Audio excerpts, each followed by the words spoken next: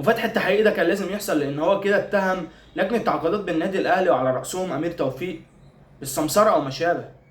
ايه ازيكم عاملين ايه؟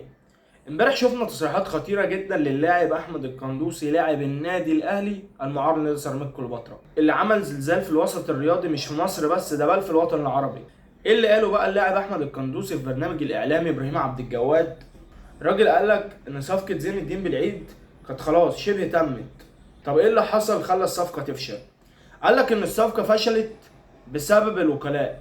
بيقول لك ان اتقال لزين الدين بالعيد ان الوكيل بتاعك مش هيخش النادي الاهلي. كمل القندوسي كلامه وقال لك ان احنا من صغرنا بيبقى معانا وكلاء بادئين معانا المسيره الكرويه بتاعتنا. قال لك بقى لما اتقال كده لزين الدين بالعيد رفض والصفقه فشلت، وقال لهم لا ان هو ده الوكيل بتاعه، وان الاهلي قال له لا ان هيبقى فيه وكيل تبعنا في الصفقه دي. وعلى فكره بقى يا جماعه ده اتهام خطير جدا من اللاعب احمد القندوسي لجنه التعاقدات بالنادي الاهلي. وطبعا كلنا بنحيي الكابتن محمد رمضان المدير الرياضي على قرار فتح التحقيق مع اللاعب احمد القندوسي اللي هو لسه على قوه النادي الاهلي.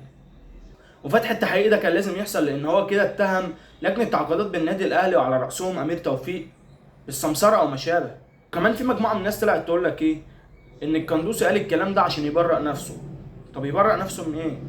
قال لك اصل في فتره من الفترات اتقال ان القندوسي كلم زين الدين بالعيد وقال له اوعى تيجي الاهلي لان هم جابوني وطلعوني اعاره سنتين ولحد دلوقتي ما رجعونيش. ما تنساش يا صاحبي تعمل لايك واشتراك في القناه عشان نكبر بيكم. سلام.